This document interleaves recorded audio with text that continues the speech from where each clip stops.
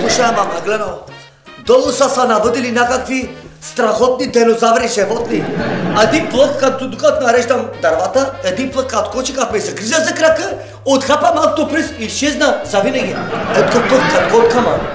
Сега кой ще правя? Обувките ще ми станат широки. Трябва да слагам капачка от фломастър, да може да опъвам чипика. Не се оплаквай, бе, Ал. Може да ги натиснем в общината да ти дават пенсия за инвалиди, а? Скажи ми. Ма, аз нямам никога късмет този живот, ма. Само като си спомням целогодишно, едно време като бях на 11 години, имах едно голямо гърбица. Добре, че беше чичо ми сафет с ножовката, изряза. Оправих се малко. После се ожених за тебе, пак исках леле ти кадри да взема.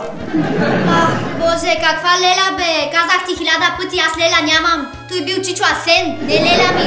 И стига с това да повтаряш за късмета, знаеш, че не вярвам в такива работи аз. Как? Чичото ми? Чичо Мия. Той имаше гардима.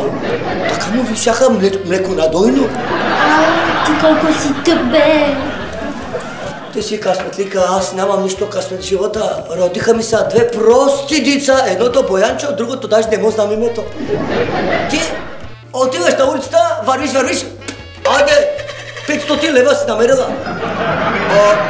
Оня миналия ден ходиш, в автобуса си намерила кожно палто. Лани пак си намерила GCM-и, модифони, компютри. На гривна си намерих, бе. Намери си ти. Аз намирам едни големи матракуки. Всеки ден аз какво намирам, като се прибирам под диглото, едно гащи, 2 гащи, 3 гащи, мъжко стип.